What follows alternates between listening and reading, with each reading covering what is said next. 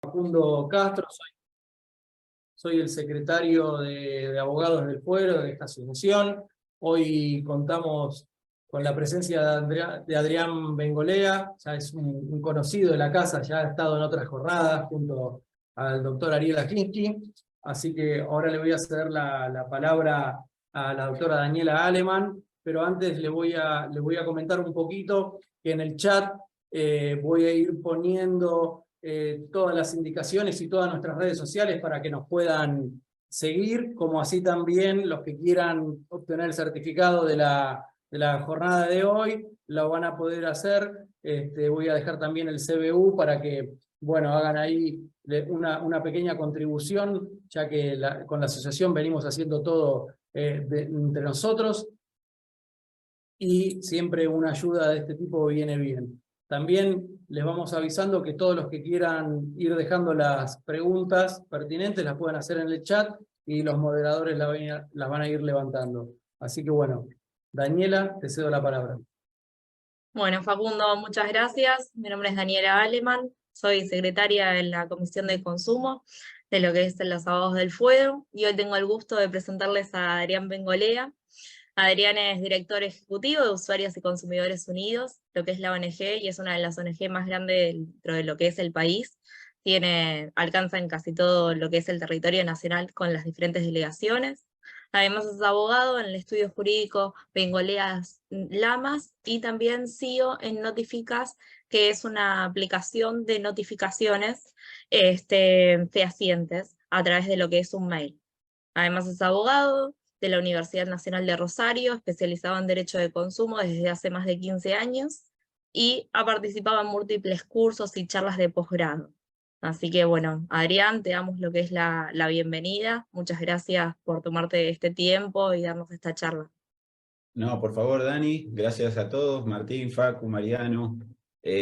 Bueno, agradecidos a todos que están acá escuchando un poquito esta charlita, que un poco apunto. ¿Cuál es el objetivo de la charla? Compartir experiencias desde un punto de vista práctico del abogado que se les presenta un caso de defensa del consumidor, y un poco juntar todo, tratar de compactar todas las ideas que han surgido a lo largo de mi desarrollo profesional, tratando de compartir las cosas más útiles para la vida diaria del profesional. Esa es a donde apunté, y es que creo que necesitamos más contenido de este tipo, porque cada vez tenemos el conocimiento, la doctrina, los fallos, la jurisprudencia está cada vez más a mano, pero creo que la visión estratégica de los casos y las cuestiones de herramientas, qué herramientas elegir atento a determinadas circunstancias, creo que la gran carencia en nuestra formación fundamentalmente universitaria, y es donde yo como me siento que a mí me faltó, y bueno, comparto lo que a mí me faltó en la formación profesional.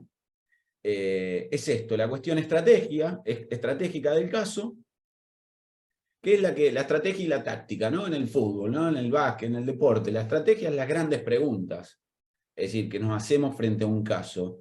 Y la técnica es la herramienta que voy a usar. Es decir, vamos a ir a lo largo de la charla mezclando estas dos cuestiones. No voy a hacer separaciones grandes, sino que voy a, en el orden de que se presenta el caso, voy a ir tocando cuestiones estratégicas y cuestiones técnicas que utilizo y que empiezo a utilizar de acuerdo a una concepción. Y acá sí voy a hacer un alto, a empezar, y los invito a empezar a pensar esto, porque cuando hablamos de conflicto de consumo hablamos de juicio de consumo, de proceso, de derecho procesal, ¿no? Y la primera cuestión que se me viene, y yo vengo trabajando mucho en esta cuestión, tiene que ver con que encontré en mi vida profesional que el proceso tal como lo conocemos no se ajustaba muchas veces a las necesidades del consumidor en el juicio, ¿no? Es decir, ese proceso que estaba pensado para dos partes iguales, ¿no? Y si ustedes se fijan, prácticamente la igualdad es la regla absoluta en los códigos procesales clásicos, que esto regulan un conflicto individual de dos partes iguales, y totalmente alejados de las implicancias colectivas que puede tener un asunto. Yo siempre digo, el asunto individual de defensa del consumidor muchas veces tiene implicancias colectivas. No solamente porque puede derivar un caso colectivo, sino porque hay que mirarlo hacerle una mirada colectiva al asunto y hacernos la famosa pregunta que yo siempre insisto, es decir, che, este caso que me trajo Dani al estudio, no sé, que tiene una falla este celular, ¿no será que ha sido una falla masiva, por ejemplo? Esa pregunta puede disparar a un montón de implicancias que ya la vamos a estar viendo. Pero bueno, esa concepción, o sea, dos personas en igualdad de condiciones y el caso se encierra, empieza y termina en ese conflicto. En el derecho consumidor no tenés dos personas en desigualdad de condiciones, no voy a hablar de lo que es la desigualdad estructural del consumidor, hay parva y parva de gente que lo ha hablado mejor que yo.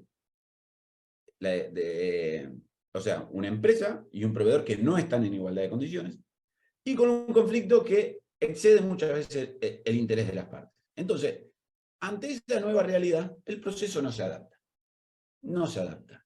Entonces, lo que vengo trabajando yo, insistiendo casi como una especie de, ¿cómo se llaman? Los que van golpeando las puertas, que van tratando de evangelizar. Bueno, voy tratando de hacer esto en estos espacios en donde tenemos que empezar a pensar los abogados y de explicarle a los jueces que el derecho procesal es impactado por el derecho del consumidor.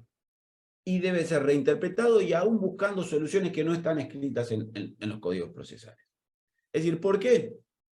Tenemos argumentos para hacer. Tenemos argumentos para poner arriba de la mesa. Voy a tocarlos nada más. El principio de tutela efectiva judicial del consumidor tiene rango constitucional. O sea, entonces la Constitución me dice que el consumidor tiene que tener tutela efectiva, o sea, una tutela, unas herramientas que le den efectividad. A mí no me interesa una herramienta que no me sirva, no, la herramienta tiene que servir. Esa es la efectividad de la que habla el principio de tutela efectiva. Y cuando no tengo la herramienta, el juez la tiene que encontrar o crear. Y no nos horroricemos. Las acciones colectivas han sido creadas sin norma, las medidas autosatisfactivas han sido creadas sin norma, el amparo ha sido creado sin norma expresa. Entonces, vamos a un derecho procesal que se tiene que ayornar y se tendrá que ayornar o con modificaciones legislativas, que saben lo que tarda una modificación legislativa, o a empezar a hablar del principio de tutela judicial efectiva del consumidor y explicarle a los jueces cuándo necesitamos que crear o salirnos un poco de los procesos. Esto lo vamos a ir viendo con soluciones concretas a lo largo de la charla. Esto es más o menos lo mismo, se suma un argumento más, la idea de instrumentalidad del proceso. Lo hemos escuchado, el proceso como un instrumento, pero no como un fin en sí mismo. Salir de esa idea de que el código es un código de rito, como si fuera una misa que empieza, que yo hace rato que no voy, pero bueno, tiene todo un rito que no te podés salir de ningún lugar. Eso, tenemos que ir, el instrumento, el proceso es un instrumento, y si no sirve para solucionar un conflicto, debemos crear soluciones. Tenemos la preemanencia normativa del derecho del consumidor, está en el artículo 3 de la Ley de Defensa del Consumidor, para decirle al juez por qué debe aplicar una solución novedosa. En caso de dudas sobre interpretación de principios que establece, esta ley prevalecerá la más favorable al consumidor. ¿Qué pasa si tengo una ley procesal que me obstaculiza hacer efectivo un derecho consumidor? Acá me lo dice. Prevalecerá la ley. Y la ley no dice la ley del Código Civil contra la ley o la ley de plan de ahorro. No, dice la ley. Incluye para mí el derecho procesal. Y después otra idea un poquito más rebuscada, pero empezar a pensar al proceso de consumo, o sea, el juicio, el juicio propiamente dicho, como una etapa más en la relación de consumo. Como una etapa más en la relación de consumo. Empieza con la relación de consumo, empieza con las ofertas que escucha el consumidor, una publicidad, ahí podemos empezar a hablar de una relación. La concreción de la contratación, los vericuetos, problemas en el marco de esa relación, pero que no termina, no queda la relación de consumo en las puertas del juzgado. Sigue habiendo una relación que está en un proceso conflictivo donde las partes no se ponen de acuerdo, pero sigue habiendo una relación de consumo. Y esto tiene una implicancia muy, muy grande. ¿Por qué? Porque los principios no pueden quedar en la puerta del juzgado. Los principios protectorios del derecho al consumidor no pueden quedar en la puerta del juzgado porque ahora estamos litigando. Entonces como ahora estamos litigando, nos sacamos los ojos, nos negamos que el sol sale a las 7 de la mañana, que me pagó. Entonces, si lo repensamos como que los deberes informativos, buena fe, trato digno, se mantienen a lo largo de esa discusión, vamos a mejorar muchísimo la discusión, vamos a hacer un proceso mucho más efectivo, mucho más corto. Ahí me sale la ventana del chat. Ya sé, ahí va. Ahí está. Entonces, vamos a hacer un proceso mucho más acorde a las necesidades de lo que necesita el consumidor. Entonces, esto es como un paréntesis para empezar a pensar. Yo a lo largo de esta charla voy a ir tirando cositas que tienen este trasfondo. ¿Ok? Cuando hablo de cuestiones técnicas, herramientas para ayudar al consumidor en el marco del proceso. Las cuestiones estratégicas que se me vienen a la mente cuando viene un caso de consumidor es, la primera cuestión es, yo hago mucho hincapié en esto. Cuando viene el cliente a nuestro estudio, viene con un caso de consumo, siempre la mirada estratégica tiene que mirar, como les decía, la parte colectiva del asunto.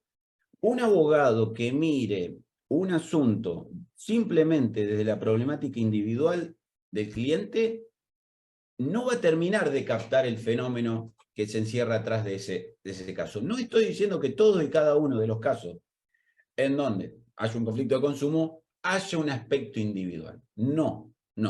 Pero sí yo los invito a empezar a trabajar este tipo de casos con un ojo puesto en el caso individual y otro ojo puesto en la famosa pregunta, ¿no le estará pasando esto a otro? Che, pero acá me estás hablando de una cláusula abusiva. Si esta cláusula abusiva está en un contrato, esta cláusula abusiva está en los otros contratos. Ahí ya tengo... a ver, me meto. ¿Y esto que me estás planteando? ¿Hay antecedentes de internet contra esta empresa por lo mismo que me estás contando? Encuentro una página, tu queja suma. Pará, ¿no? Entonces, también tiene impacto esta nueva mirada que hay que hacer, que como abogado, ya que se dedica o quiere meterse en este tema del derecho del consumidor, es casi el paso primero, obligado. Porque sirve de daños punitivos. No es lo mismo un caso aislado en donde yo puedo demostrar que esto en el marco de una práctica repetitiva o con antecedentes ya negativos, nada que ver a nivel daños punitivos, porque puedo hablar de gravedad, puedo hablar de mandatos preventivos. Justamente ayer llegó una acción colectiva de Córdoba, era una acción colectiva, pero bueno, el juez dicta un mandato preventivo contra la IGJ para pedirle que haga un control específico, excede el marco de esto del mandato preventivo, lo vamos a ver. La otra es la posibilidad de encontrar en un caso individual una acción colectiva. Yo que dirijo una asociación de defensa del consumidor, infinidad de casos que UCU ha llevado han empezado con la atención individual de una persona que se acercó a la asociación a contarnos su caso, ¿no? El último fue una persona que dijo, che, tengo una página llamada Viagogo que me cobró en dólares y si te metés, fíjate que dice que es en pesos y después me vino en dólares y acabamos de sacar una medida cautelar para bloquear, para que las prestadoras de servicios de Internet pongan un aviso de cuidado antes de seguir entrando en esa página. Esto es nuevo, ni siquiera si entras a la página todavía no está operando esto, porque no está notificada la ENACOM.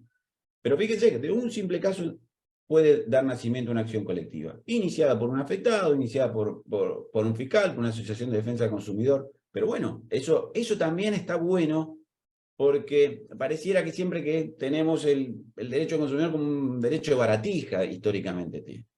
Pero si vos ves que hay daños punitivos atrás, si ves que puede haber acciones colectivas detrás, puede haber otro tipo de acciones, ya deja de ser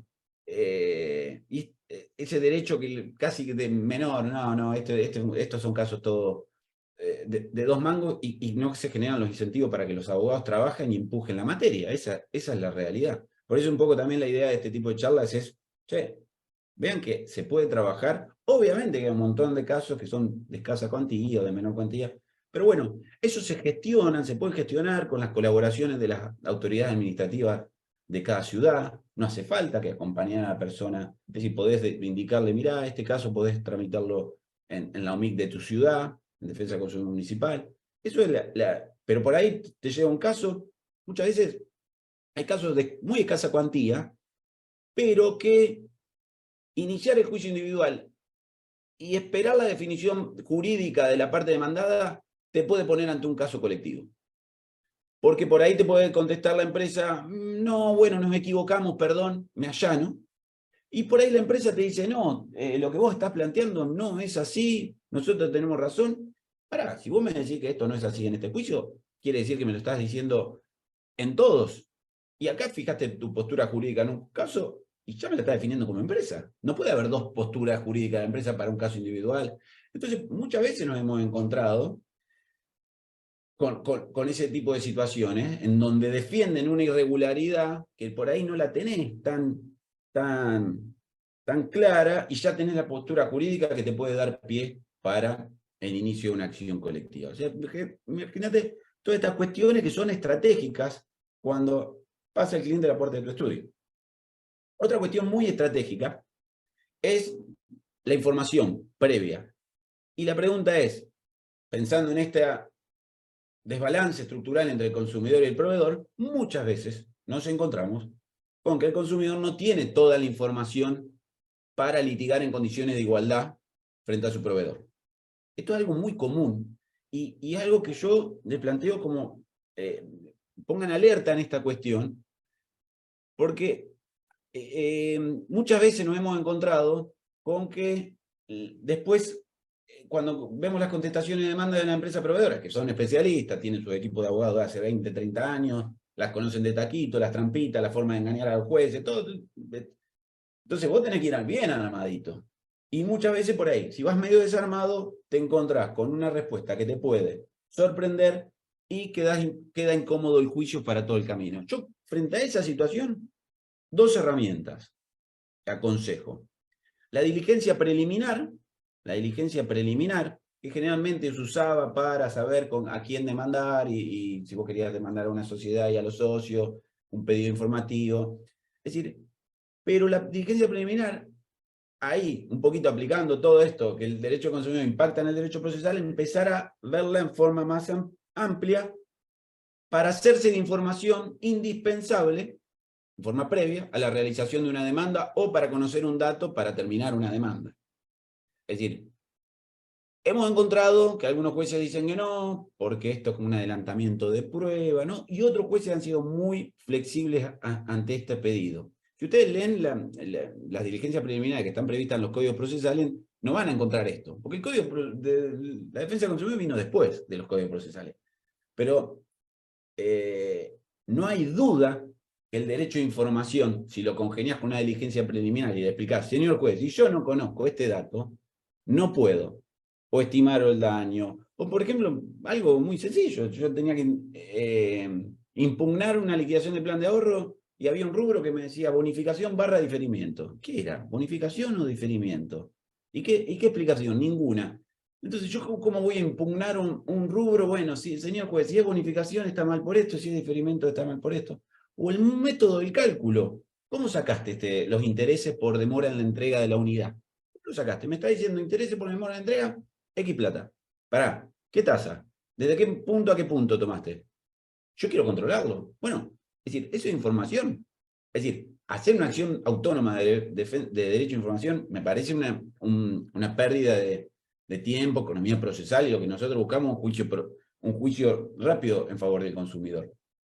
Entonces, la diligencia preliminar me parece que tenemos que insistir fuertemente para colocar a ese consumidor que vino desinformado del proceso en condiciones de igualdad. Y la otra herramienta, que quieras o no, por más información que vos tengas previamente, muchas veces nos vamos a encontrar que cuando se contesta la demanda aparecen argumentos, documentación sorpresiva. ¿Vieron como la cláusula esa sorpresiva que le dicen a la cláusula abusiva, que una forma de cláusula abusiva es la cláusula sorpresiva, que no la esperás? Bueno, ¿qué pasa cuando te encontrás con una demanda? Está mi hijo acá. ¿Qué pasa cuando te encontrás con una demanda en donde te sorprende con algún argumento, alguna prueba, y vos por ahí habías mandado una carta de documento previamente, y no la contestaron a la carta de documento? Entonces yo estoy empezando a trabajar diciendo, señor juez, a ver, yo le digo, medio que entro, como digo, yo entro a los tiros ahí, en el sentido, trato de romper la limitación. ¿Por qué? Porque no tenemos derecho de réplica. El código de consumo de Cava, procesal de consumo, lo estuve investigando un poquito y no metieron el derecho de réplica. Si no hubieran consultado, yo hubiera dicho, por favor, un derecho de réplica con un plazo de 2 días, 3 días. ¿Para qué? Para esto. Si me metés una defensa sorpresiva y además, en el marco del intercambio epistolar, no me contestaste nada, o me cambiás lo que me contestaste, no creo. Generalmente el silencio es la regla. Yo tengo que contrarrestarlo y ofrecer prueba al contrario. Pero por este tema. Por este tema generalmente en los conflictos individuales que conocemos en la vida diaria, yo conozco, no hay sorpresa. Es muy raro encontrarse con sorpresa en un litigio. En esto es muy común. Entonces empiezo a hablar de la necesidad de darle un derecho de réplica al consumidor. Y que el consumidor dice A en su demanda. Y el demandado dice, no es A, es B. Yo tengo que tener derecho a demostrar que no es B. Y evitar también que se confunda el juez. Eso pasa mucho. Lo estoy haciendo con poca, pero lo hago el planteo, explico por qué, y si tengo que ofrecer pruebas, aunque me lo rechacen, pero por lo menos empezar a plantear esto, porque si no, la discusión se da con la cancha inclinada. Se da con la cancha inclinada. Esto se da en línea general en todos los procesos, pero fíjense, no sé el laboral de ustedes en Capital, lo laboral en Provincia de Buenos Aires da un derecho de réplica. Fíjense que derecho laboral y el derecho del consumidor son como primos, ¿no? Proteger al débil. ¿Y por qué le da un derecho de réplica? Para evitar esta sorpresa, y no perdés demasiado tiempo con un traslado corto. Pero bueno, esa es otra herramienta que tenemos que empezar a empujar. Aunque nos digan, al principio vieron cómo son estos cambios. Al principio puede ser que te digan no al lugar porque no está en el código procesal. Pero vos tenés que explicar todo cómo se violó el deber de información inicialmente, porque no hubo silencio en el intercambio epistolar, y te encontrás con una defensa novedosa, que tenés que contrarrestarla. Y hasta, ¿por qué no ofrecer prueba al respecto? Una pregunta estratégica siempre a la hora de demandar en estas cuestiones, y que lo veo comúnmente como una especie de cliché. Muchos colegas, cuando tienen que demandar, agarran artículo 40 y meten a todos y demandan a todos. Y eso yo no lo aconsejo. Yo aconsejo hacer un análisis previo antes de decidir a quién demandar. ¿A quién demandar? ¿A todos? ¿Por qué tengo que litigar contra 3, contra 4 abogados? No, yo trato de simplificar el proceso. Trato de mandar al solvente, al final responsable, en un tema de garantía. No me interesa demandar a quien me vendió el celular. Directamente a la fábrica. Trato de simplificar por una cuestión de simplificación. Esto de la idea de simplificación de este tipo de procesos la debemos tener bien aceitada. Pero bueno, eso es un consejito, una herramienta que suelo compartir en esto, y que lo veo comúnmente, que siempre el artículo 40 mete a todo el mundo. Y bueno, tenés que litigar contra 3 abogados, y por ahí no hace falta. Otra cuestión previa a la demanda es la definición inicial de las pretensiones, ¿no? Y que yo la defino siempre en el momento de la carta de documento. Cuando se envía la carta de documento, aconsejo siempre definir las mismas pretensiones que voy a poner en la demanda. Entonces clarifico el proceso. No tiro soluciona el tema y después... No, ahí hago tic, tic, tic, tic, y esas son las pretensiones del futuro juicio.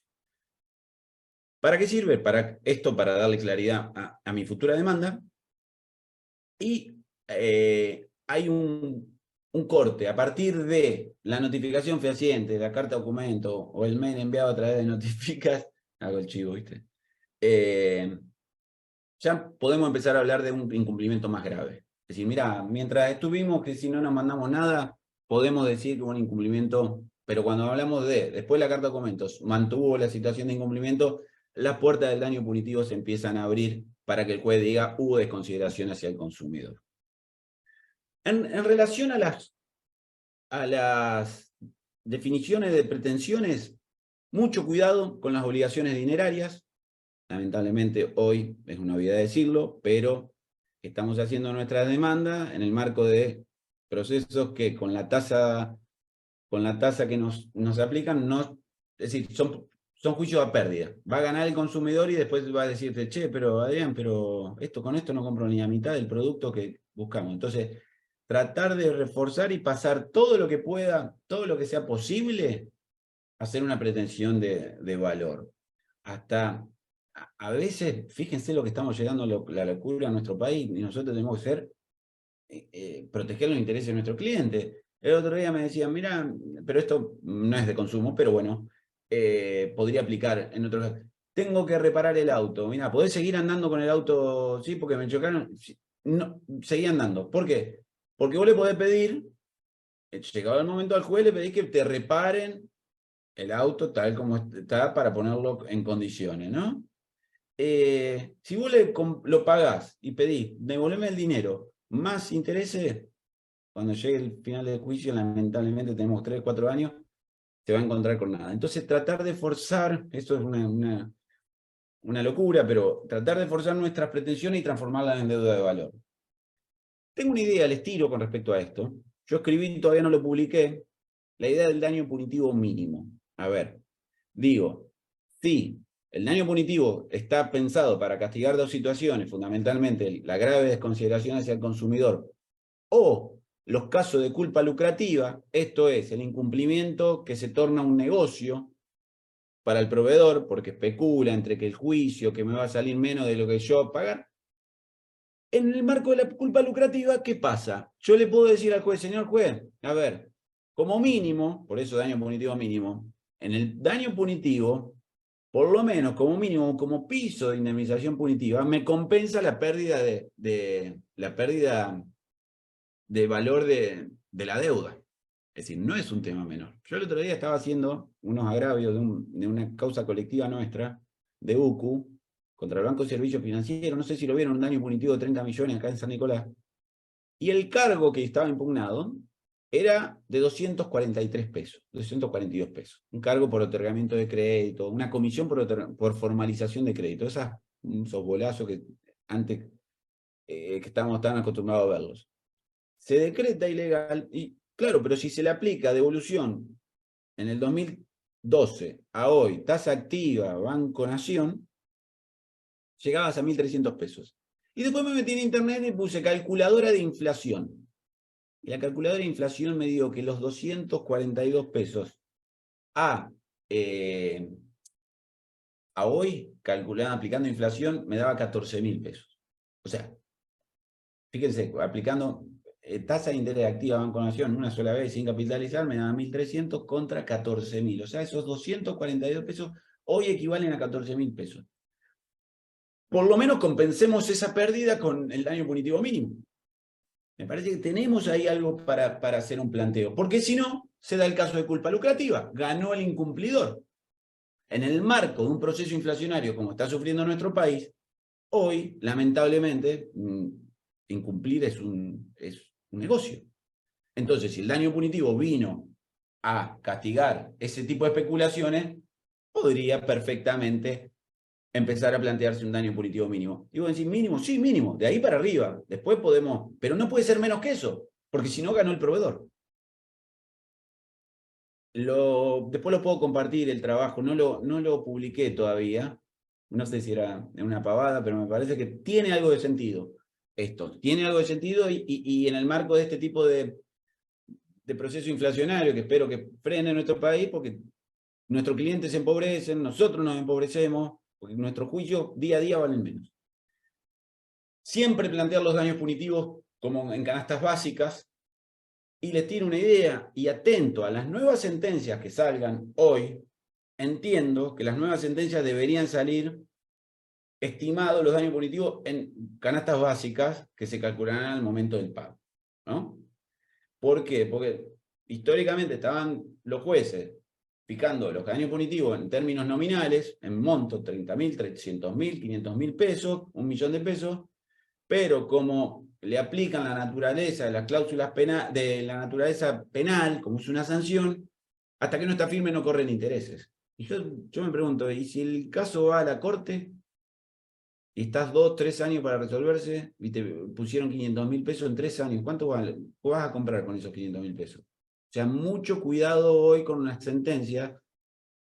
Apelen si salen sentencias en contenido nominal y dicen, no, hay que aplicar la nueva ley. Artículo 7 del Código Civil dice que tiene aplicación retroactiva, situaciones. Incitamos que por lo menos fijen los daños punitivos en canastas y de esa forma se mantendría algún tipo de actualización de la suma. Hasta acá, te diría que al daño moral también tendríamos que meterlo como canasta básica. Y con respecto al mandato preventivo, la pregunta es, ¿lo pedimos? Yo generalmente ahora cuando encuentro una situación en donde el juez puede dictar un mandato preventivo, hago un punto, sugiero el dictado de un mandato preventivo. Que la dejo picando al juez. Pero que tiene una implicancia muy importante de dictarlo, ¿no? Estamos hablando casi, el mandato preventivo es como una especie de colectivización de un aspecto del caso individual en el marco de un juicio individual. Muy, muy interesante empezar a trabajarlo. Cuidado con la competencia. Podemos perder mucho tiempo, lamentablemente hay cuestiones que todavía no están resueltas, aeronáuticos, salud, lamentablemente telecomunicaciones, son los 3 casos en donde podemos errar la competencia y perder tiempo 2 años hasta ver cuál es el juez que tenga que actuar. No quiere decir que si lo estudiamos mucho podemos tener un conflicto negativo de competencia y la Corte en 2 años decidir. Es un problema insolucionable. Yo trato de trabajar en el concepto de decir, en caso de duda, quédate con el juicio. ¿Viste? El consumidor necesita un juez que le procese el juicio lo antes posible. No necesita ver un peloteo de jueces federales y ordinarios que se pasan la pelota diciendo que no son competentes. Pero bueno, sabemos que es otro tipo de juego ese, y en donde lamentablemente el consumidor hoy en día no tiene protección, porque el principio está en la competencia federal, es de orden público, hasta un juez se da cuenta que es un caso federal y en el medio del proceso puede decir que es incompetente, pero a la vez es de aplicación restrictiva. Es decir, entonces ese combo hace para que uno jueguen, el que se la quiere sacar encima dice, no, pará, esto es de orden público, yo no me puedo asumir, si sospecho que esto es federal no me lo puedo quedar. Y lo otro dice, no, esto es restrictivo, tiene que ser muy claro para que sea federal. Entonces ese combo hace que el consumidor quede en ese partido de ping-pong eterno. Cuestiones que hacen a la simplificación, rapidez del caso y del proceso. Yo estoy trabajando en esta idea, y se las comparto, que las negativas, a ver, vamos a hablar a ver. La idea mía, el título de la idea es, el proveedor no puede venir a mentir en el proceso. No puede venir a mentir en el proceso. ¿Pero por qué? ¿Por qué? Porque si pensamos la relación de consumo y todavía en el marco del juicio debe las obligaciones de deber de información, de buena fe, tiene que dar una versión real y veraz de los hechos. Verás, porque la información del artículo 4, una de las cuestiones que dice es verás. ¿Y por qué esa veracidad a la hora de contarle al juez lo que pasó, vas a poder mentir? Entonces, empezar a trabajar con esta idea y generalmente cuando encuentro una mentira, también hago la réplica, denuncio la malicia procesal y denuncio este tema de la mentira y digo que es una nueva violación a los derechos de los consumidores que se deberá tener cuenta a la hora de estimar los daños punitivos, porque hay una nueva infracción. Mirá, estamos litigando, sí, estamos litigando, pero el otro día me negaron un pago a un cliente de 170.000 pesos que había depositado en una cuenta bancaria. Ah, bueno, le digo, entonces, miren, le digo, señor juez, si usted está negando esto, hay 2 posibilidades. O me estafaron diciéndome que tenía que depositar ahí, o usted me está queriendo estafar, una estafa procesal tratando de decir que eso no sucedió cuando sucedió. Las 2 situaciones merecen una investigación penal. Pedí copia en PDF, ahora vamos a hacer la denuncia penal y vamos a ver el intento de estafa procesal. Es decir, nosotros generalmente los abogados hemos naturalizado la mentira en el proceso. Vamos a ser sinceros. Es decir, bueno, creo que el derecho al consumidor es la punta de lanza para desterrarla. ¿Por qué? Porque tenemos obligaciones específicas adicionales que no están en otras ramas del derecho y que si se introducen en el proceso se cambiaron las reglas. cambiaron las reglas. Es decir, bueno, el que venga a negar, entonces también va hacia la simplificación del proceso. Porque ya vamos a estar hablando de argumentos, no vamos a estar hablando perdiendo tiempo para oficiar a el banco para que me diga si esa plata entró o no entra en la cuenta. Es decir, es como que no hemos acostumbrado es decir, se presume que somos chanta todos los actores, ¿no? Porque los actores tienen que probar la autenticidad de... ¿Por qué? Es decir, y menos un consumidor. Es decir, esta documentación, tenemos que probar... No, niego los mails. Vos me estás negando que yo... Entonces vos me estás diciendo que yo estoy falsificando los mails. Porque, a ver, no hay dos alternativas en esto. Esa negativa no es una negativa, es una acusación de que vos estás... que yo falseé, o el consumidor falseó los correos electrónicos. Es decir, invito a esta mirada, porque vamos y empezamos a trabajar esta mirada. Va a haber un juez que va a bajar el martillo, va a sancionar fuertemente, y vamos a ir a un camino paulatino en que mejore la discusión. Nosotros vamos a tener un juicio más rápido, el cliente se va a obtener también su solución más rápida, todos contentos. Es decir, erradicar la chicana del derecho procesal del consumidor me parece que es algo muy, muy importante. Lo mismo con la chicana de los terceros en el proceso, ponerle límites a la citación de terceros. No puede ser que vos demandes a alguien y te diga, no, vos traigo a 3 tipos más. Mirá, ya hay algunos planteos que algunos jueces empiezan a decir, no, che, mira, esto se debe limitar porque se alonga el proceso innecesariamente, salvo que encuentre el juez argumentos sólidos para traerlo. Yo creo que debería ser, en materia de citación de terceros, debería ser una presunción restrictiva en materia de consumidor. Pero bueno, es una opinión, no están los procesos y a veces suele utilizarse esta vía, lamentablemente, como una forma de dilatar. Simplificación del proceso, daño moral. Yo generalmente no traigo testigos para probar daño moral. Presumimos, invitamos al juez que se ponga en lugar de la víctima y listo. Mal no va, me parece que es otro aporte para hacer los procesos más rápidos. Y otro aporte, la necesidad de empezar a sancionar las defensas judiciales, las defensas que las empresas proveedoras hacen, pero que son repetitivas y son improcedentes. Yo, si puedo empezar a probar, puedo probar, che, pero esto me lo venís diciendo. Yo tengo un caso en donde, ¿vieron los planes de ahorro cuando se muere una persona y salta el seguro que tiene que cubrir? Bueno, empieza el peloteo, si paga el seguro, paga el plan de ahorro y a la gente en el medio sin el auto, ¿no? Y cuando vas al juicio te encontrás que hacen las mismas defensas que fueron rechazadas hace 20 años. Yo le pude probar a una empresa, pero esta empresa, che, vos fuiste sancionado. Esta defensa, claro, lo hice en el marco de la apelación, porque no hice réplica. Esta defensa, vos te vienen rechazando hace 20 años y la seguís diciendo. Es decir, creo que también esto es una forma de abuso. Porque, es decir, no es la primera vez que la hace. Si lo venís haciendo en todos los juicios te dicen que no hay lugar, lo único que estás haciendo es hacer una especie de apariencia de defensa solamente para prorrogar innecesariamente el proceso. Y la solución del consumidor, que debe ser rápida, la traspasan en el tiempo. Eso, mirá, si no puede ser sancionable. Entonces, eso también, cuidado, pero para eso tenemos que estar muy al tanto de la jurisprudencia, muy al tanto de los fallos, tenemos que tener mucha información que excede el conflicto individual. Otra vez volvemos a este tema.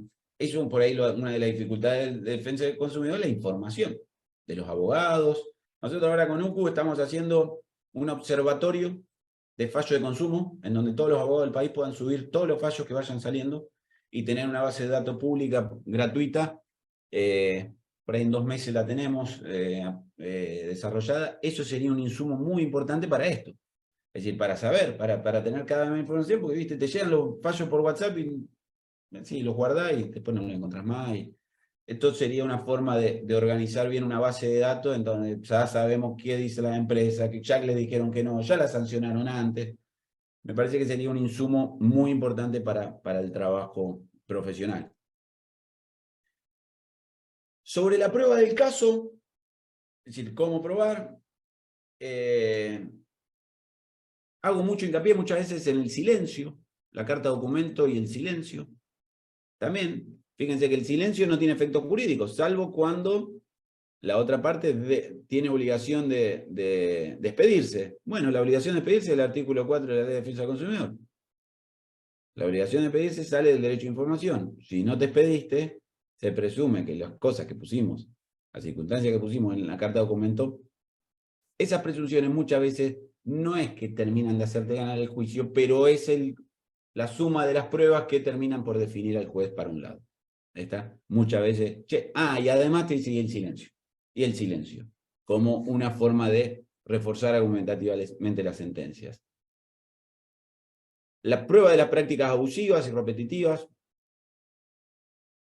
Internet, oficios, entidades, antecedentes de los mismos juzgados. Yo planteo, si un juez dictó una sentencia contra Fiat y no la puede invocar de oficio cuando tiene un caso idéntico, ya sea de su propio juzgado, es decir, pero no como antecedente jurisprudencial, no, como prueba para sancionar más fuerte a la empresa que está repitiendo o repite en su accionar, ¿no? Es decir, nosotros generalmente todo lo que es la jurisprudencia la veíamos como simplemente argumentar que el caso debe resolverse así porque ya lo dijeron otros jueces. Pero pará, si ya lo dijeron otros jueces, contra esa misma empresa puede ser también una forma de probar o de agravar la cuantificación del daño punitivo, ¿no?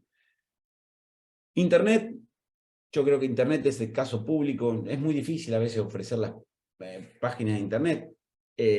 Perdón, no es difícil, lo que sí es muy mutable. Puede ser que vos iniciaste una demanda y no había nada en Internet y después, al momento de dictar la sentencia, yo trato de ser activo y de pedirle a los jueces que de oficio busquen un poquito, buceen un poquito si este caso... Esa misma pregunta que le invito a hacer a los abogados, creo que se la tienen que hacer los jueces. Esto, ¿no estará pasando en otro lado? No pasó en tu juzgado, no pasó en el departamento. Bueno, esa búsqueda es un poquito, le tiro ahí, más que a los abogados, le tiro a los jueces estas ideas. Un tema muy importante, la prueba de la ganancia ilícita. Ustedes saben que a la hora de cuantificar un daño punitivo, uno de los rubros que tiene que tener en cuenta el juez, culpa lucrativa, es cuánto ganó por la práctica lícita.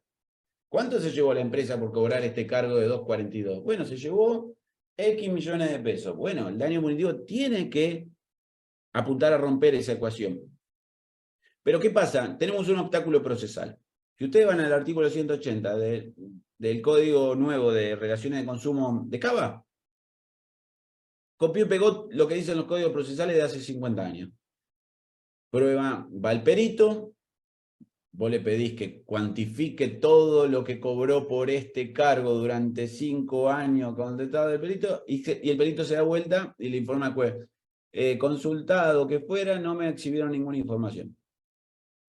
Y vos decís, se aplica a 30 hasta que aparezca esa información. Y el juez te dice, no al lugar porque será una presunción en su contra. Y yo pregunto siempre, ¿y qué hago con esa presunción? ¿Saco un número de esa presunción? Imposible. ¿Qué? ¿Voy a presumir que fueron 10, 20 millones, 100 millones, 1000 millones? No, el dato lo tenés que conseguir. Entonces vos tenés una herramienta que estaba pensado para un tipo de juicio donde la presunción te servía, pero ahora esa presunción para los casos en donde querés demostrar la cuantía del beneficio por la ganancia ilícita, no te sirve. O nos quedamos con eso o aplicamos todos los principios, orden público, y decir, no, eso es un dato que hay que obtenerlo, y usted, señor juez, tiene que poner multa hasta que aparezca esta información y el perito puede evacuar el punto de pericia, porque es clave para la cuantificación del daño. Porque la cuantificación del daño punitivo, todos, jurisprudencia y doctrina, dicen que aplica analógicamente el artículo 47 de la Ley de Defensa del Consumidor, que hace el listado que aplica para las sanciones administrativas, ¿no? Y ahí aparece la ganancia ilícita.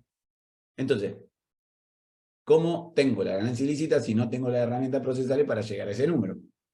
Bueno, ahí hay claramente donde la herramienta empieza a hacer ruido con lo que necesita el consumidor.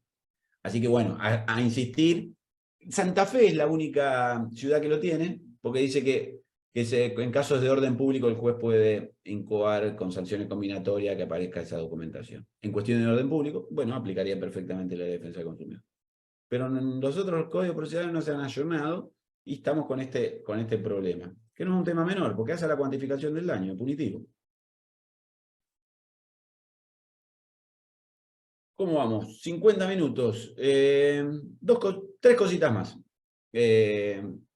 Para no agotar. Bueno, son muchas cosas, pero voy haciendo saltadito para... Es la idea de la charla. Sentencia y ejecución. Estoy viendo también sentencias que se incumplen. Es decir, che, pará. Había que entregarle el auto, se condena a entregar el auto. Y el auto no aparece. Ejecución de sentencia. El auto no aparece. Desapoderamiento para que entregue el auto. No pasa nada. Y se me ocurrió, comparto con ustedes, el inicio de un incidente en el marco de la ejecución de estimación de nuevos daños punitivos. ¿Por qué? Porque ya la sentencia, si fijó daño punitivo o no fijó, me es indistinto. De última, lo fijó por el incumplimiento que va desde la mora hasta la sentencia. La sentencia es muy raro que una sentencia diga, y el daño punitivo seguirá creciendo hasta tanto no cumpla. Que estaría bueno porque ahí nos evitaríamos esto. Pero si se fijó que el 98% de la sentencia, la fijación del daño punitivo es hasta acá, pero ¿qué pasa si se sigue incumpliendo la sentencia? No hay un nuevo incumplimiento y mucho más grave. Miren si no hay un incumplimiento grave como incumplir una sentencia. Entonces, incidentes de fijación de daños punitivos en el marco de la ejecución con un proceso de defensa y no corro traslado hasta que no se termine de cumplir, porque si no, no voy a tener nunca el punta a punta. Bueno, de la sentencia hasta el incumplimiento pasaron 6 meses. Bueno, ahora que tengo de 6 meses, ahora le corro traslado a la contraria para que después el juez fije una multa punitiva por este tema. Me parece que hay una herramienta interesante para utilizar más allá de los AS-30, que es un tema discutido, porque los AS-30 son muy restrictivos los jueces para aplicar AS-30 en el cumplimiento de su sentencia, la verdad, y más para sumas de dinero. Yo tengo un caso de un hombre que lo operaron, de que no le prestaban la obra social, no le daba prestaciones, y bueno, le ganó un juicio de daño y perjuicio. Primero le hizo amparo, después ganó el daño y perjuicio por la desatención. Estuvo con una edad, me enseñó a operar durante 2 años y medio, una cosa de loco. Condena a pagar daños y perjuicios, pero esos daños y perjuicios no se pagan. Al día de hoy inició ejecución, todo, trata de embargar, no encuentra cuenta y no se paga. Y yo digo, ¿no se puede aplicar un AS-30 para decir, che, AS-30 para lograr? Y no, y te salen que Brevia una vez dijo, y todos empezamos a repetir que en materia de obligación de dar suma de dinero no van AS-30. ¿Por qué? Y yo le digo, yo tengo un hipervulnerable acá. Era una persona de 76 años. Se está desvalorizando el dinero. ¿Por qué no aplicar AS-30? En familia lo estamos viendo. En familia, de hecho, bueno, hay un reconocimiento en el Código Civil en familia. ¿Por qué no empezar a... si por lo menos en hipervulnerables, ¿por qué no podemos pensar si a los hipervulnerables el Estado todavía les debe una mayor protección? Una mayor protección. ¿Por qué no empezar a pensar esto? Se los dejo para pensar.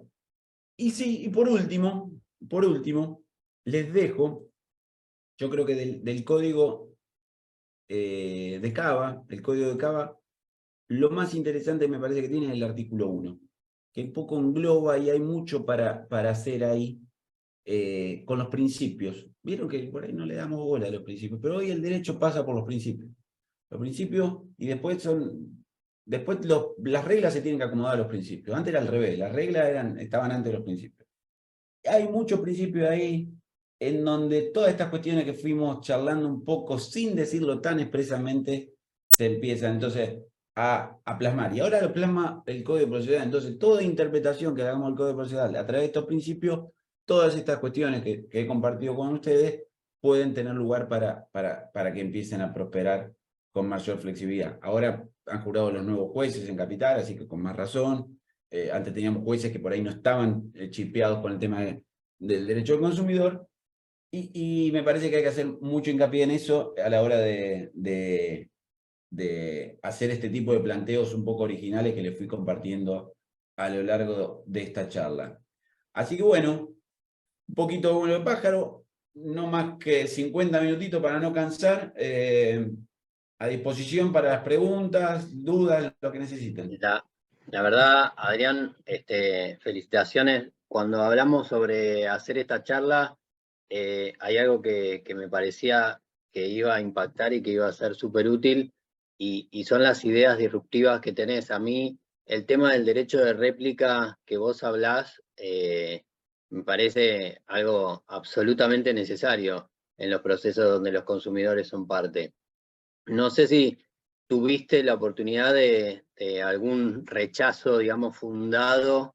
Bueno, no creo que te hayan dicho que sí todavía, pero bueno, si lo intentaste, quería saber si te dijeron que no, si te fundaron el motivo por el cual no te lo darían, más allá de que obviamente que el ordenamiento procesal no lo tiene regulado de esa manera, pero ¿tuviste alguna sentencia Sí. negativa que puedas, digamos, que sea? Todavía no tengo ninguna que me lo han emitido, algunos muy estrictos. Yo siempre me quejo de los jueces, que si yo te traigo fundamentación, contestame con fundamentación. Eso no lo he logrado. ¿Qué quiere decir? Que la fundamentación no la han podido rebatir.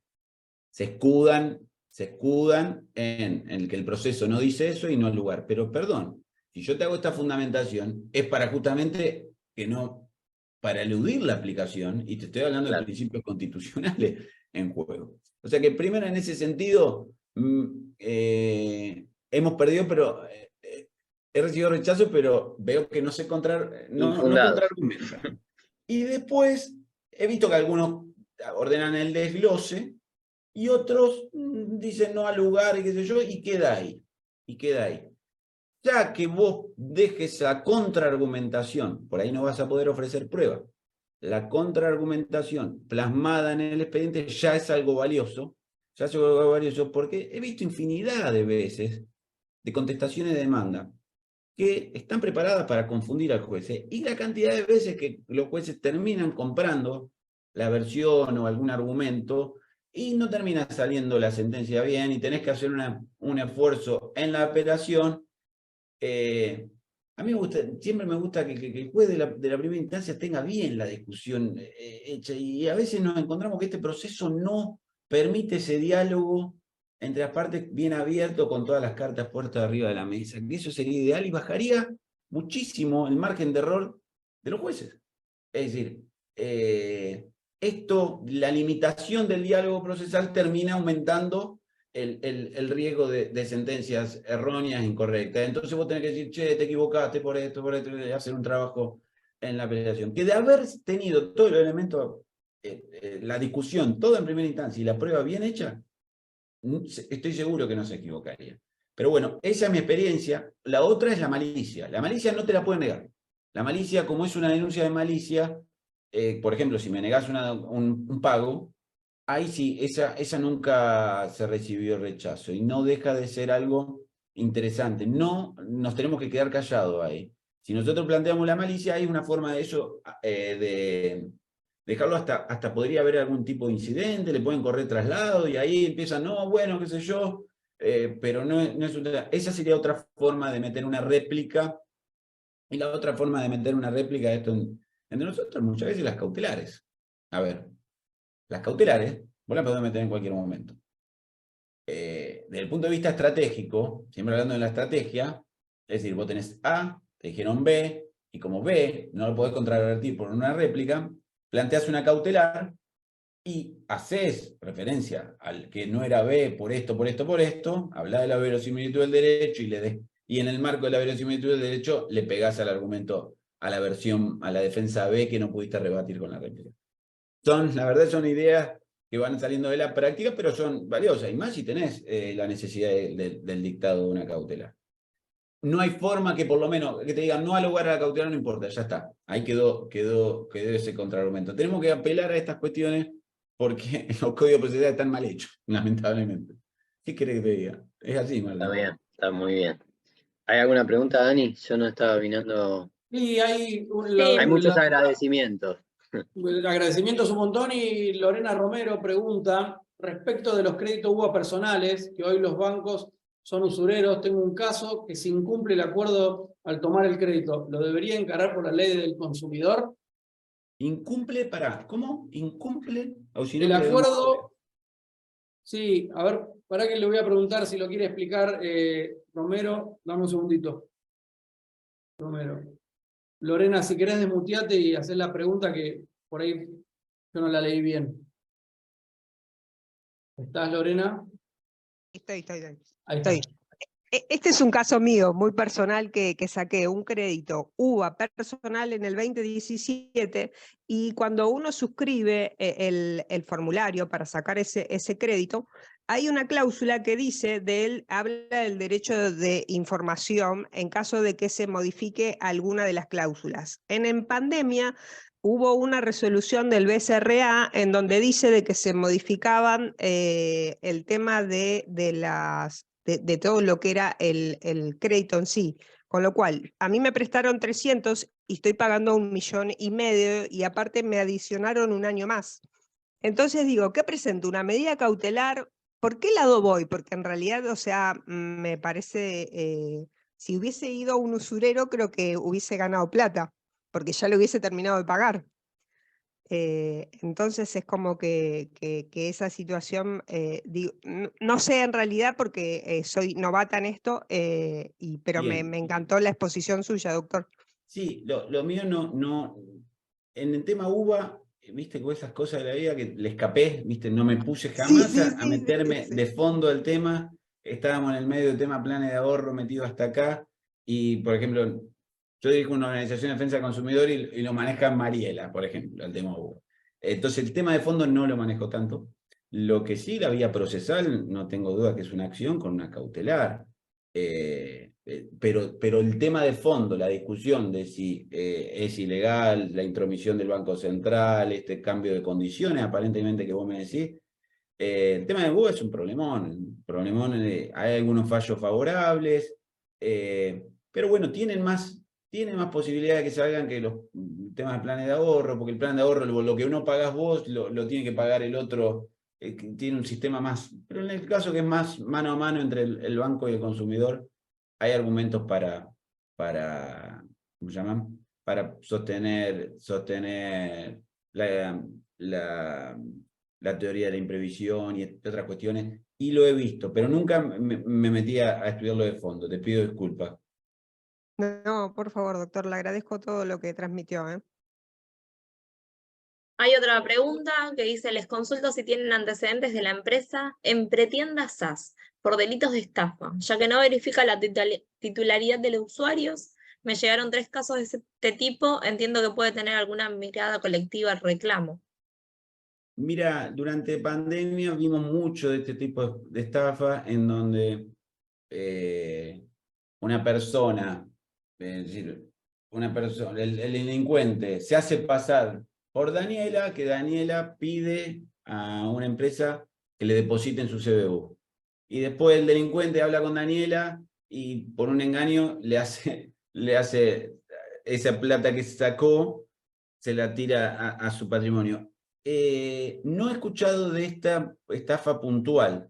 Hay veces que las mismas empresas son afectadas por los estafadores.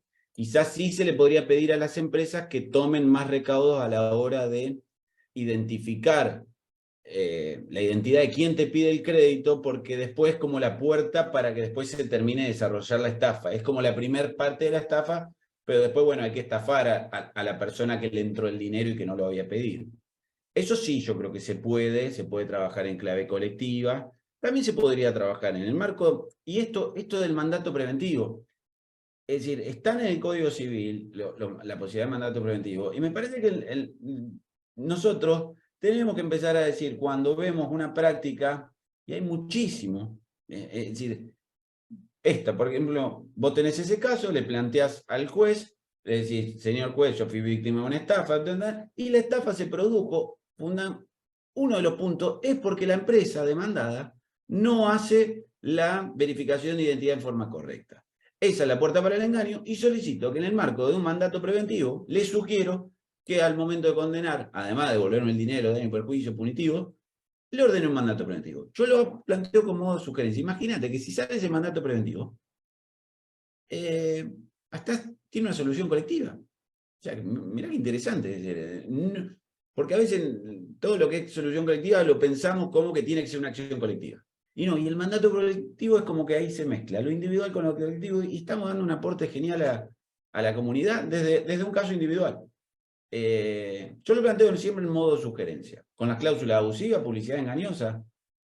Una cláusula abusiva. Che, señor juez, decreta abusiva. Y si usted entiende que es abusiva per se, para todos los casos, la tendría que ordenar. Deberíamos empezar a pensar que un juez que dice que una cláusula es abusiva, no la debería dejar un instante más en el mundo jurídico, viviendo esa cláusula, ¿no? Salvo que me diga que, bueno, esa cláusula aplicó para el caso de Griselda, nada más, por las circunstancias de Griselda, pero hay muchas cláusulas que son abusivas, siempre. Y por ahí los jueces decretan la abusividad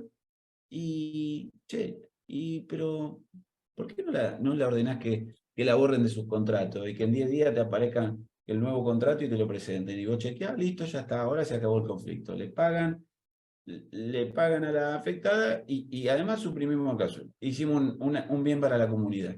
Y están dadas las condiciones para un mandato preventivo. Generalmente los mandatos preventivos eran como una herramienta extraordinaria para los casos, no sé, de salud, de riesgo de vida, pero tenemos los argumentos suficientes para plantear este tipo de herramientas en el marco de la defensa del consumidor. Quería, si le sirve a la colega que hablaba, hay un caso que es el de Buenance, que es muy parecido, que por ahí lo puede googlear y lo puede buscar. Ahí justamente es esta mecánica que Adrián decía, o sea, había la empresa, digamos, tenía deficiencias en comprobar la identidad de quien pedía el préstamo, entonces buscaban a quien vendía en Mercado Libre o en OLX o en alguno de esos, un producto, le sacaban la información, sobre todo le sacaban el CBU porque se mostraban interesados en que iban a comprarle el producto, iban a buscar el préstamo. Claro. Y le hacían al vendedor le hacían acreditar en su cuenta un préstamo mayor, pero con un monto parecido al que estaba, digamos, que tenía una relación al producto que vendía. Entonces, por ejemplo, vendía por 8.000, le acreditaban un préstamo de 80.000. Entonces decía, uy, le puse un cero más, bla, bla, bla. Y ahí es que de buena fe el vendedor le transfería el dinero al estafador y después se daba cuenta que el dinero no era que era dinero de más, sino que era un préstamo que se había acreditado y estaba su nombre. Y hay fallos ahí que, digamos, que la condenaron a la empresa a tener que dejarlo sin efecto esos préstamos porque había habido deficiencias en la identificación de la identidad del que pidió el préstamo. Pasado también mucho con créditos al río. Bueno, Adrián lo sabe porque entraron demasiados casos con eso. Sí, esto de la repetición. Lamentablemente a veces no damos abasto, por eso estos espacios están buenísimos. Yo insto a los abogados de a pie a usar todas las herramientas posibles y este tema, imagínate una sentencia, Martín, individual, que diga, y usted a partir de ahora tiene que hacer esto, y también comunica a la Dirección Nacional de Defensa del Consumidor para que fiscalice el control de esta sentencia y ya está, el juez se saca encima. Y le puso un mandato también al Poder Administrador para que haga un control. Bueno, nosotros lo podemos sugerir. Perdón. Gustavo tiene una pregunta. Preguntando justo este caso, ¿cuál es el fallo, Marina Heredia? ¿De cuál? ¿De Buenance? Se escribe con W, Buenance. Que lo googleé porque es un caso que, si no, después si nos manda un mail, yo se lo mando a ver, le pongo el mail de la comisión y después se lo... Sí. Piensen en todos los casos en donde le vienen a sus estudios y hay problemas de procesos. Generalmente los graves temas son de procesos. Es decir, en el marco de la gestión de una empresa hay cuellos de botella, problemas de comunicación. siempre en el fondo, la gran mayoría, no están pensando, bueno, salvo los estafadores, esto, las empresas grandes, serias, no estaban pensando en engañar a la gente, ¿no? En líneas generales, digo. Pero se pueden descubrir que hay procesos que están trabados. El otro día, les comento un caso, que íntima mía de mi mamá, se quiebra la cadera, va al hospital acá local, a la clínica local, esperando que IOMA le mande, le autorice la prótesis de cadera. 5 días, 7 días, 8 días, no llegaba, se ponen en contacto conmigo la hija, hice algún contacto, porque entre mandar una carta de documento y esto, mandé la carta de documento, pero empecé a llamar a algún contacto, y el responsable de IOMA me explicaba que en realidad ellos piden cotización a una, ¿cómo se llaman? Las empresas que venden prótesis. Y si no le contestan en 48 horas, le mandan a otra, y si no contestan en 48 horas, no aceptan el presupuesto, le mandan a otra. Y digo, pero no hay un sistema en que vos, tipo, mandes invitaciones, y necesito una prótesis de estas características, el primero que me avisa, obviamente a este dinero lo pago, el primero que me avisa. No, todo burocracia, todo. Y digo, pero pará, y en el medio está la gente, pero digo, pero es un sistema que es una locura, buro. Y bueno, es así. Y entonces, fíjate que pude acceder al testimonio de primera persona de alguien de adentro de la cocina, que me marcaba un claro problema de procedimiento. Es decir, y la persona estuvo, mi mamá estuvo 7 días, 8 días de regalo, más internada con la cadera que no la podían operar, internada. Un daño grande, son 8 días, con posibilidad que te infecte, que te enfermen en el hospital, por problemas de procesos. Si uno pudiera, Nini en este caso, hace un juicio de daño y perjuicio, podría decir, che, acá vi un claro problema de proceso, de gestión de su proceso de la empresa, que afecta a consumidores, que afecta a los pacientes. Usted, señor juez, solicito que ordene mejorar o cambiar o audite esto. Bueno, es decir, un montón de cuestiones. Sería impresionante la cantidad de sentencias que empezaríamos a ver con un juez un poco más activo y con abogados más activos. Porque si los abogados nos pedimos, los jueces son muy pocos, pero empezar a abrir la cabeza en este sentido. Adri, Gustavo tiene una pregunta. Gustavo, te escuchamos. Sí, hola, buenas tardes a todos. En realidad es una pregunta que se refiere, yo soy de Tucumán, tenemos un centro de atención a consumidores, digamos, sin recursos del Colegio de Abogados. Se trata de un caso muy, muy particular que la verdad que me desorientó como coordinador, por Se te cuanto... quemaron los papeles, como dice uno. ¿Cómo?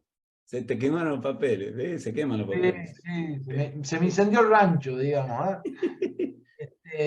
y se trata de una empresa que tiene una sede muy importante y en el cual muestran motos, muestran electrodomésticos, una serie de cosas. Pero una vez que la gente acude allí, no le vende esa empresa, le venden otras empresas.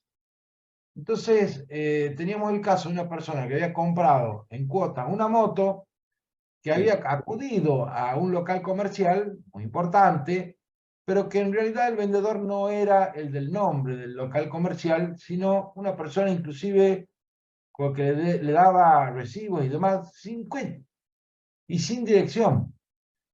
Entonces, nos enfrentamos al problema de tener un proveedor inexistente y sin facultades de probar que esta persona, salvo que lo hiciéramos por testigos de que esta persona acudió a ese local. Pero bueno, todos sabemos que los valores testimoniales a la hora de los juicios no son tan fuertes. ¿Cómo demostramos la vinculación? Y es un caso vivo, ¿no? Lo tenemos que decidir esta semana. ¿Cómo demostramos que esta persona concurrió a ese lugar y en ese lugar operan para terceros? Gustavo, yo eso siempre, y se está hablando ahora en el último congreso que tuvimos en Mendoza, varios jefes de organizaciones de defensa del consumidor municipales o provinciales empiezan a hablar del expediente colectivo administrativo, ¿Qué significa? El expediente, que se arma un solo expediente con muchas denuncias similares. Muchas denuncias similares. Yo coincido con vos que por ahí un testimonio de un afectado no te alcanzaría para probar, pero si tenés 10 personas, 10 vecinos de Tucumán, que dicen haber concurrido a ese negocio y quedaron vinculados con X personas, y no hay mucho lugar, que no se conocía, se van a poner todos de acuerdo para decir, eso es muy importante, se puede hacer convocatorias públicas, es decir, salía a los medios, tenemos esta denuncia, aparentemente habría pasado esto, los posibles afectados, pero que no hay duda de que vos juntando 10, 15 afectados en el medio está probado, hiperprobado, lo daría por hiperprobado a eso. Obviamente, y haría responsable a quien presta el lugar, eso desde ya, ¿no? No hace falta ni aclarar que esa vinculación, por más que en los papeles aparezca una tercera persona sin quit, la imputación de la relación jurídica se puede hacer claramente al lugar donde acudió la persona.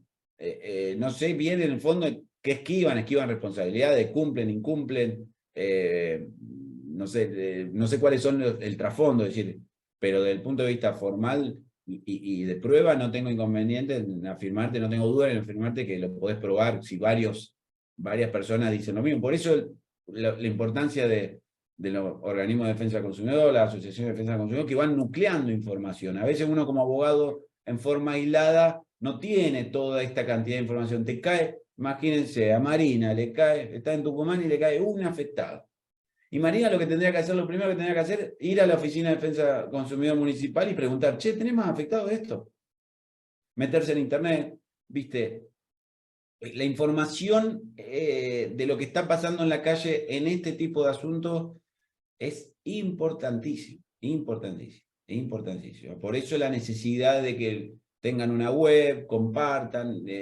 Nosotros tratamos de cada vez que detectamos una maniobra de este tipo, hacerla saber. Lo que pasa es, bueno, en nuestro país está prendido fuego un montón de cosas y todos estos temas quedan en segundo, tercero, cuarto lugar de importancia mediática. En otros países estos temas estarían arriba, pero nosotros que vivimos en lío van quedando en menores lugares, pero bueno, eso es muy importante, estar informado y dar información. Más a cargo de una oficina hay que abrir el juego, convocar a la comunidad, lo que está pasando, y un programa de radio, y seguramente vas a tener más afectados. Espectacular. Bueno, Bueno, no vi más preguntas, ¿no? no, una sola, si tienen conocimiento de fallos a favor de suscripción de plan de ahorros por los elevados montos de cuotas.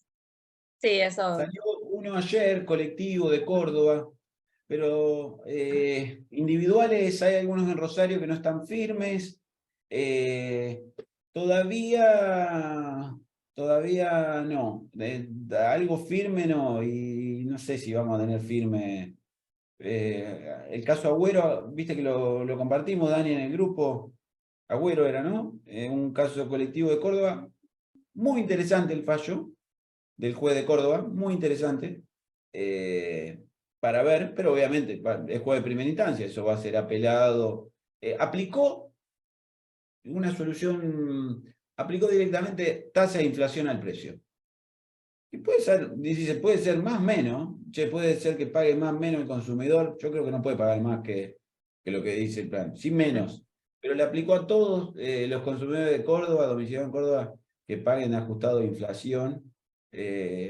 Una solución rara, pero la inflación ha sido tan grande que no sé si la solución es la... Lo que pasa es que yo he leído fallos con respecto al tema de la inflación que decían que, digamos, ninguno de los elementos o los parámetros que se utiliza para establecer el índice de inflación tiene que ver con el valor de un automotor, ¿no? O sea, con Claro. las partes que forman la cadena de comercialización específica. Claro, vos tenés por ahí un 30% de los insumos de un automotor en dólares, pero tampoco el 100%. Entonces, el juez lo explicaba eso, y mirá, lo más justo me parece inflación, en definitiva. Pero claro, y vos sos automotriz y me dirás, che, pero pará, la inflación en mi área fue mayor. Y ahí está reflejada en el precio. Es interesante desde el punto de vista conceptual, un trabajo doctrinario, pero me parece que la solución final no termina de acordar. Para mí el tema de los planes de ahorro se solucionaban fácil. No era por el cuestionar el precio, sino directamente decir, che, vos tenías una obligación de que cuando un precio, como mandatario, cuando el precio se disparara, vos tenés obligación de pedir instrucciones a tus mandantes, que en definitiva quienes son los que están ahorrando. Vos no le podés llevar sin ningún tipo de consulta previa, aumentó el 100% en 4 meses el producto y lo tenés que llevar, como se llama, a la rastra a la gente que, ¿por qué no le preguntás? Aplicando la regla de mandato. Hubo circunstancias extraordinarias, che, ¿a usted le interesa seguir ahorrando por esto, ¿cómo se llama? Con estos nuevos precios? La mayor cantidad de gente te hubiera dicho que no, se hubieran disuelto los planes, la gente hubiera pagado tasa de interés y no valor del auto. Mucho más fácil. Ahora, ¿qué tenemos? Que vos buscás en los planes de ahorro la cláusula de pedir instrucciones a los miembros del grupo y no existe. No existe. Yo siempre hablo de uno de los temas más interesantes del derecho del consumidor, es la cláusula, es decir, la situación jurídica abusiva por inexistencia de cláusula. El gran tema de defensa del consumidor es ese, cuando no está la cláusula que te protege. Nadie habla de esto. Bueno, esto es un caso típico. Es decir, debería haber una cláusula que diga un plan de ahorro que aumenta X porcentaje en X cantidad de tiempo o lo que fuera, toma un variable que sea razonable, se suspende el plan y se inicia un proceso de consulta para ver quién quiere seguir y quién quiere no. ¿Por qué me va a manejar mi plata como... Ay, se aumentó 400%? Porque tienen las ventas aseguradas, Adrián. Pero es una locura, tienen y dos eso lo ventas marca por plan. el fallo, este Agüero, véanlo al fallo, porque es interesante desde el punto de vista doctrinario, pero me parece que hace un planteo doctrinario muy interesante, pero después la solución no llega a lo mismo que desarrolla. ¿Viste? Como cuando los considerandos van para un lado y después la solución va para otro. Y le achacan un momento esto. Che, ¿por qué no pidieron instrucciones? Que un poco fue la idea nuestra allá cuando surgió este problema. UCU levantó una demanda modelo que decía esto, y muchos abogados, una causa en Mendoza salió bien con nuestra causa modelo en primera instancia, pero no tengo de fallo de segunda. Y decíamos esto, es decir, pará, ¿por qué me empujás a pagar precio que si vos le preguntás a la gente se bajaría enseguida? No, pero eso no está previsto. Justamente la no previsión es lo abusivo. Y la IGJ no los controla en ese sentido, les aprueba los contratos, pero hay así muchas situaciones de la no existencia de cláusulas que protegerían. El otro día salió el tema de los seguros en planes de ahorro, que ahora tienen que ser de acorde a valores de mercado y pueden contratarlo directamente con su proveedor. Sale una resolución de la Superintendencia de Seguros. Perfecto, todos aplaudimos. ¿Cómo se hace? ¿Cómo lo haces? ¿Cómo? El proceso.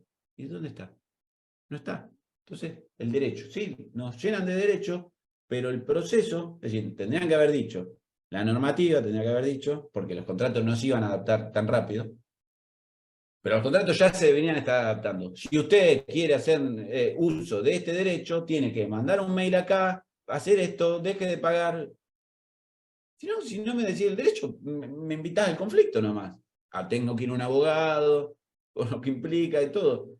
¿No? La normativa se olvidó de decir el cómo. Dice un derecho, tendría que haber dicho anexo. Esta va a ser la planilla, va a tener que acompañar esto. Nada. Dijo un lindo derecho.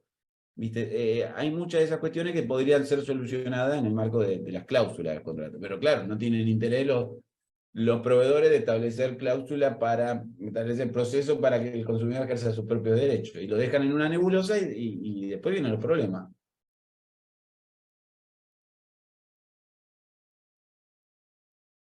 Sí, Gustavo dice que no establece que no pueden aumentar más de un 20% mensual. Sí, pues ¿sabés cómo te manejo ese 20% mensual? 19, 18, 19, 18, 20 y en 3, 4 meses me voy a un aumento grandísimo. No hay solución esa forma. Adri, ahí compartí esa Costa, Nora Inés. Genial, genial. Ese fue ayer. Vean lo que está muy interesante, pero van a ver esa digresión entre toda la construcción que hace el juez y termina diciendo, bueno, al final aplico inflación. No me... Yo hubiera ido por otro lugar, pero bueno, andás a ver qué planteó el abogado también, ¿no? Claro. Hay que ver qué planteó el abogado. Bueno, me parece que acá te vamos a liberar, Adrián, agradeciéndote la oportunidad de haber compartido todo esto con nosotros. Yo me quedo con como idea central el hecho de hacer impactar el derecho del consumidor en el derecho procesal. Me parece que es la base de lo que podemos construir a través de, bueno, vos ya nos diste aparte ejemplos de cómo podría intentarse algo, pero nos diste también la base para pensar nosotros cómo podríamos hacerlo. Desde la Comisión de Derecho del Consumidor, acá estábamos bastantes integrantes, Daniela, Mariano, el mismo Gustavo, no me quiero olvidar de ninguno, estaban los dos Pablos por ahí. Griselda, Romina. Muchísimas gracias. Bueno, Daniela, no sé si querés o Mariano quieren invitar a la gente a la comisión. Bueno, no, yo lo que quería agregar, me parece muy importante el tema de los nuevos daños, y por ahí es redundante, pero dentro del proceso, eso me parece muy importante. No es que los jueces no hacen caso a lo que pedimos, pero hay mucho desconocimiento y se desnaturaliza absolutamente todo lo que se elaboró y la legislación que hay en favor del consumidor dentro de los procesos. Y me parece que hay mucho trabajo para hacer y es muy importante esa parte. Sobre todo también en el foro especial. Así que bueno, sí, los invitamos a participar porque estos son ámbitos donde se aprende mucho y se vuelca mucho conocimiento. Gracias.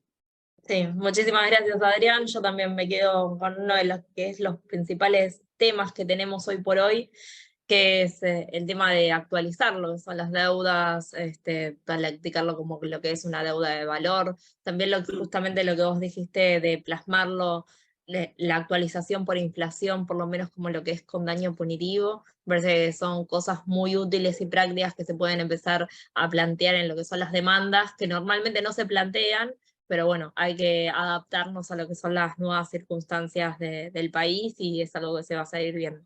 Así que bueno, muchísimas gracias por tu tiempo, por estas ideas que son totalmente prácticas y que ya nos sirven para empezar a plantearlo en las demandas el día de mañana. Les comparto, ¿puedo compartir, cómo se llama, en el chat? Sí, ¿En el sí, chat sí. puedo compartir un archivo? A ver. Sí, creo que sí. Sí, creo que sí. Creo que en los 3 puntitos tenés para poner... Ah, no. Espera. Y les comparto. ¿Tienes un archivo con información? No, un O PDF. lo mandamos por mail. Sí, ¿no? un PDF. Su ordenador. Ahí le comparto. Es inédito. Si quieren publicarlo en algún lugar, me chiflan, ahí le mando. El daño punitivo mínimo, ahí donde lo que dice Dani. Ahí No, lo del daño punitivo mínimo, espectacular, me parece una idea brillante. Y después le voy a pedir a Martín y a Daniela que me lo pasen, porque va a quedar, la jornada queda grabada en el canal de YouTube, y de ahí sí compartimos un drive si querés, con esa información que está, me parece buenísima. 10 puntos, chicos. A disposición de todos ustedes. Muchísimas gracias por la atención, por el trato y bueno, seguimos en contacto. Bueno, Muchas estás gracias. invitado para cuando quieras. Muchas gracias, Y gracias Adrián. a todos por estar hasta ahora. Gracias. Gracias a todos.